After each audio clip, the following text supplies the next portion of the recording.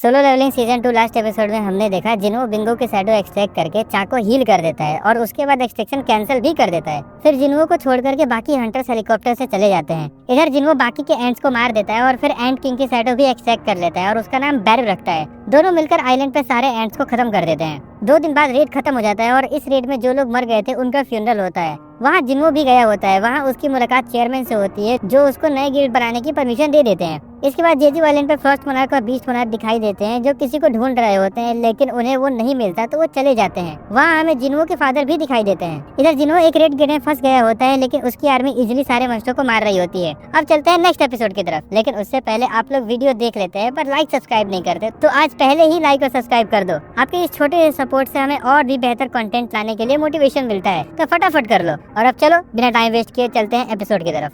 Season 3 episode 1 start होता है और हमें दिखता है एक हंटर जो डंजन के अंदर होता है। तभी अचानक से उसके सामने एक मॉन्स्टर आ जाता है। वो और कोई नहीं बल्कि फ्रॉस्ट मोनार्क होता है जो हमें सीजन 2 के लास्ट एपिसोड में दिखा था। वो यहाँ किसी फ्रेगमेंट ऑफ लाइट को ढूंढने आया था, बट यहाँ भी उसे कुछ नहीं मिलता। वैसे फ्रेगमेंट ऑफ लाइट कौन है ये अभी तक रिवील नहीं किया जाता, बट मुझे पता है, लेकिन अभी स्पॉइलर नहीं दूंगा। अगर आप लोग जानते हो तो कमेंट में जरूर बताना। तभी वहाँ एक और मोनार्क आता है। वो देखने में काफी अजीब और क्रीपी लगता है। वो दोनों ईस्ट के एक जगह के बारे में बात कर रहे होते हैं जहाँ शैडो मोनार्क है। मतलब बेसिकली वो जिन्हो की बात कर रहे होते हैं। फिर दूसरा मोनार्क बोलता है ग्रेटेस्ट फ्रेगमेंट ऑफ लाइट भी उसी कंट्री में है। तभी फ्रॉस्ट मोनार्क एक स्ट्रॉन्ग प्रेजेंस महसूस करता है और हमें दिखता है कि वहाँ एक और हंटर आ रहा होता है। आप लोग गेस करो कौन हो सकता है ये। फ्रॉस्ट मोनार्क समझ जाता है कि ये उसी की चाल थी हमें यहाँ बुलाने के लिए। तभी वो हंटर बोलता है तुम लोग कहीं कोरिया की तो बात नहीं कर रहे। फ्रॉस्ट मोनार्क कहता है अगर हम बात कर भी रहे हो तो तुम्हें क्या। इधर वो दूसरा मोनार्क एक पोर्टल खोलता है और फ्रॉस्ट मोनार्क को बोलता है हमारे पास इन सब चीजों के लिए टाइम नहीं है। फ्रॉस्ट मोनार्क भी कहता है अगर तुम हमें रोक सकते हो तो रोक लो, और जाने लगते हैं। वो हंटर बोलता है मैं तुम्हें इतनी आसानी से जाने नहीं दूंगा, और वो अटैक कर देता है। लेकिन फ्रॉस्ट मोनार्क एक आइस वॉल बना करके उसके अटैक को रोक लेता है। हमें पता चलता है कि ये हंटर और कोई नहीं जिन्हो के फादर होते हैं।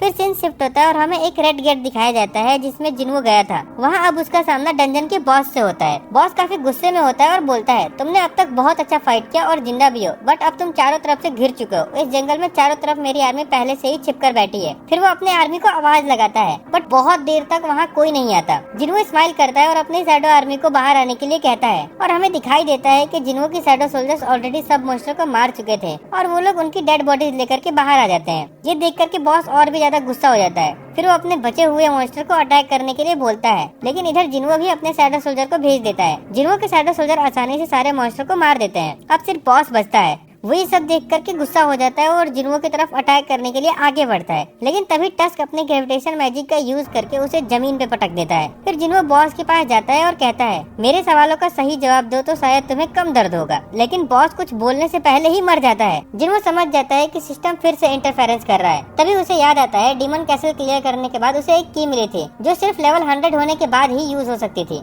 क्योंकि जेजू आइलैंड रेड के बाद उसका लेवल 100 हो चुका था, तो वो उस की को अपने इन्वेंट्री से निकालता है और उसके सामने उस की सारी इन्फॉर्मेशन आ जाती है। उसे पता चलता है कि ये की डबल डंजन वाले टेम्पल की है, वही डबल डंजन जहाँ जिन्हो को उसकी पावर मिली थी। ये काफी बड़ी बात होती है जिन्हो के लिए, क्योंकि जिस सिस्टम की वजह से वो इतना स्ट्रांग बना है उसके बारे में वो कुछ नहीं जानता। और जब भी उसने सिस्टम के बारे में जानने की कोशिश की तब सिस्टम ने इंटरफेरेंस कर दिया। लेकिन अब फाइनली सिस्टम खुद उसे बुला रहा था। वो सोचता है चलो फाइनली अब सिस्टम के बारे में जान पाऊंगा। लेकिन तभी वो देखता है कि इस की पर एक टाइमर लगा है 417 घंटे का, मतलब वो अभी यूज नहीं कर सकता उसको। वो सोचता है इतना वेट किया है तो थोड़ा और सही।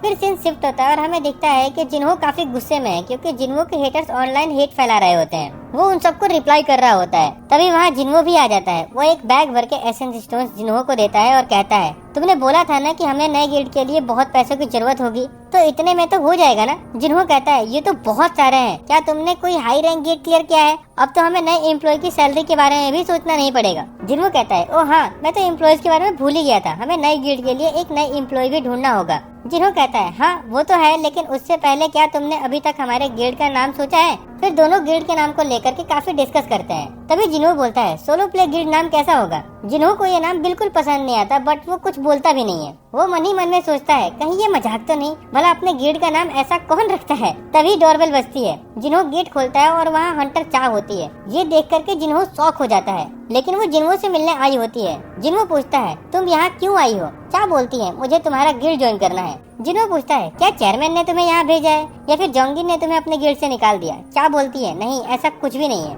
जिन्हो पूछता है तो फिर तुम्हें हमारा सोलो प्ले गिल्ड क्यों ज्वाइन करना है। ये सुनकर चा शॉक हो जाती है। वो पूछती है क्या तुम सच में अपने गिल्ड का नाम सोलो प्ले रखे हो। जिन्हो कहता है हाँ, मैंने और हमारे वाइस गिल्ड मास्टर ने मिलकर डिसाइड किया है। जिन्हो बोलता है वेट, मैंने कब डिसाइड किया, और मैं जो नाम सजेस्ट किया था उसका क्या। जिन्हो कहता है तुमने कुछ कहा ही नहीं तो मुझे लगा तुम भी एग्री करते हो। तभी जिन्हो नोटिस करता है कि चा की हार्टबीट बहुत तेज है लेकिन वो नॉर्मल एक्ट कर रही है। उसे शक होता है कि वो कुछ छुपा रही है। जिन्हो कहता है तुम अभी भी अपने पुराने गिल्ड के साथ कॉन्ट्रैक्ट में हो, तुम हमारे गिल्ड में कैसे ज्वाइन कर सकती हो। चा बोलती है मैं उनको कॉन्ट्रैक्ट तोड़ने के लिए पेनल्टी पे कर दूंगी, जो भी अमाउंट होगा। जिन्हो और ज्यादा डाउट करने लगता है। वो सोचता है इतनी बड़ी पेनल्टी पे करने को भी रेडी है सिर्फ मेरे गिल्ड में आने के लिए। जिन्हो कहता है हमारे पास तुम्हारे जैसे एस रैंक हंटर को सैलरी देने के लिए पैसे नहीं है। चा कहती है मुझे सैलरी भी नहीं चाहिए। जिन्हो पूछता है तो फिर क्यों ज्वाइन करना चाहती हो हमारे गिल्ड।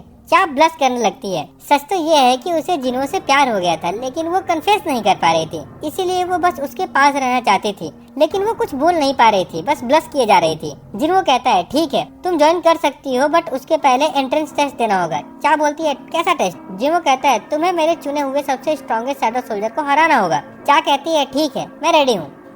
इसके बाद दोनों हंटर एसोसिएशन के जिम में जाने के लिए सोच रहे होते हैं एंट्रेंस टेस्ट के लिए, लेकिन जिम काफी दूर होता है तो जिन्हो सोचता है क्यों ना शैडो एक्सचेंज स्किल का यूज किया जाए। इसी बहाने उसे ये भी पता चल जाएगा कि वो अपने साथ किसी और को भी टेलीपोर्ट कर सकता है या नहीं। फिर वो चा को थोड़ा पास बुलाता है और शैडो एक्सचेंज स्किल का यूज करता है और स्किल काम भी कर जाती है और वो दोनों एक साथ जिम में टेलीपोर्ट हो जाते हैं। चा ये देखकर काफी हैरान हो जाती है कि ये कैसे हुआ। जिन्हो बोलता है चलो शुरू करते हैं अब, लेकिन चा कहती है एक मिनट, मैंने अपना वेपन तो ऑफिस में ही छोड़ दिया। फिर जिम के स्टोरेज रूम से वो एक स्वॉर्ड ले आती है और कहती है मैं अब रेडी हूँ। जिन्हो इग्रिस को समन करता है और बोलता है मेरे शैडो आर्मी का सबसे बेस्ट स्वॉर्ड्समैन यही है। चा पूछती है विनर कैसे डिसाइड होगा। जिन्हो बोलता है जब तक तुम मेरे शैडो सोल्जर को डिस्ट्रॉय ना कर दो या फिर जब तक तुम खुद से सरेंडर ना कर दो। जिन्हो सोच रहा होता है कि मैंने चा से बोला था कि मैं अपना सबसे स्ट्रॉन्गेस्ट शैडो सोल्जर यूज करूंगा, लेकिन बेरू को चा के सामने लाना सही नहीं रहेगा। जेजू आइलैंड पर उसकी वजह से ही चा इतनी ज्यादा घायल हो गई थी, इसलिए एग्रिस बेस्ट चॉइस था। इसके बाद उनकी फाइट स्टार्ट होती है, दोनों की शॉट्स टकराती है जिसकी वजह से तेज धमाका होता है। तभी हमें दिखाई देता है कि चेयरमैन भी उस बिल्डिंग में होते हैं, उनको भी ये आवाज सुनाई देती है। वो सोच रहे होते हैं कि आज तो किसी हंटर ने जिम के लिए रिजर्वेशन नहीं किया था। फिर वो जिम का कैमरा चेक करते हैं तो उन्हें जिन्हो और चा दिखाई देते हैं। वो सोचते हैं कि ये लोग यहाँ कब आए और क्यों।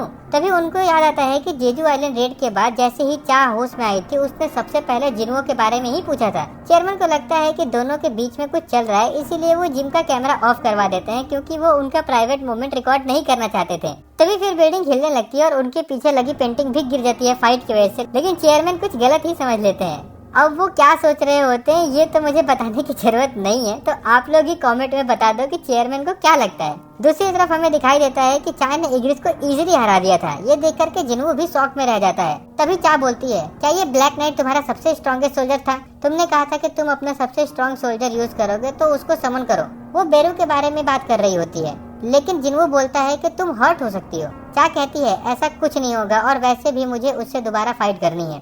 तो जिन्हो फाइनली बेरू को समन करता है और उसे एक ऑर्डर देता है, चा को बिना हार्म किए डिफीट करो। बेरू कहता है जैसा आप कहे माय किंग।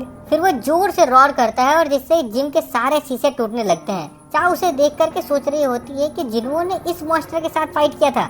बेरू अपने पंजे निकाल करके अटैक करने वाला होता है, लेकिन जिन्हो कहता है उन्हें हटा लो वरना अगर चा को थोड़ी भी चोट लगी तो मैं तुम्हें नहीं छोड़ूंगा। बेरू तुरंत अपने नाखून अंदर कर लेता है और कहता है यस माय किंग। चा अटैक करने के लिए तैयार होती है, लेकिन तभी अचानक बेरू उसके पीछे आ जाता है। चा को याद आता है कि जेजू आइलैंड पर भी उसने यही किया था। वो कहती है तुम्हें क्या लगता है कि मैं दोबारा सेम ट्रिक में फंसूंगी। फिर वो तुरंत अटैक कर देती है अपनी तलवार से, लेकिन बेरू सिर्फ 2 उंगलियों से उस अटैक को रोक देता है। बेरू सोच रहा होता है कि मेरे किंग ने मुझे बिना हर्ट के ओपोनेंट को डिफीट करने के लिए बोला है, तो इसका बेस्ट तरीका यही होगा कि मैं अपने आप को इतना स्ट्रॉन्ग दिखाऊं कि सामने वाले के लड़ने की इच्छा ही खत्म हो जाए। चा एक के बाद एक अटैक कर रही थी। अब आप सबको पता है कि चा कितनी स्पीड में फाइट करती है, लेकिन बेरू भी कम नहीं था। वो सारे अटैक को इजीली डॉज कर रहा होता है, वो भी एक जगह से हिले बिना, सिर्फ अपने बॉडी मूवमेंट से अटैक को डॉज कर रहा होता है। फिर वो जोर से चा के मुंह पर रोर करता है जिसका प्रेशर से चा दूर चली जाती है। जिन्हो कहता है विनर ऑलरेडी डिसाइड हो चुका है, क्या तुम अब सेटिस्फाई हो। लेकिन चा बोलती है नहीं, मुझे और फाइट करनी है। जिन्हो को पता था कि बेरू उसके दूसरे शैडो सोल्जर से काफी अलग है, उसका जन्म ही सिर्फ किलिंग के लिए हुआ था। लेकिन जिन्हो देखता है कि बेरू अपने किलिंग इंटेंट को दबा रहा होता है। उनका फाइट दोबारा स्टार्ट होता है, लेकिन इस बार बेरू सिर्फ डिफेंड ही नहीं कर रहा होता बल्कि अटैक भी कर रहा होता है। इस वजह से चा की शॉट भी टूट जाती है, लेकिन फिर चा हार नहीं मानती। वो डिसाइड करती है कि अब वो अपना सबसे स्ट्रॉन्गेस्ट अटैक यूज करेगी और एक ही बार में फाइट खत्म करेगी। फिर वो ब्लेड ऑफ लाइट बनाती है और इस बार फाइनली अपना अटैक बेरू पर लैंड कर देती है। वो शॉट बेरू के चेस्ट में घुस जाती है। तभी हमें दिखाई देता है कि इस अटैक की वजह से बेरू अपने अंदर की किलिंग इंटेंट को ज्यादा देर तक कंट्रोल नहीं कर पाता और पूरे गुस्से में आ जाता है। उसे एंट क्वीन की बातें याद आने लगती है। वो जिन्हो का ऑर्डर भूल जाता है और एंट क्वीन का ऑर्डर फॉलो करने लगता है। मुझे अपने एनिमी को जान से मारना है। बेरू पूरा ब्लड डस्ट के साथ चा की तरफ बढ़ने लगता है। जिन्हो चिल्लाकर उसे रोकने के लिए बोलता है लेकिन वो नहीं सुनता, तो जिन्हो जल्दी से बीच में आ जाता है और उसे रोक देता है। तब जाके बेरू शांत हो जाता है और तुरंत जमीन पर गिर के माफी मांगने लगता है। जिन्हो चा से पूछता है तुम ठीक हो ना? फिर वो कहता है ये सिर्फ एक एंट्रेंस टेस्ट था,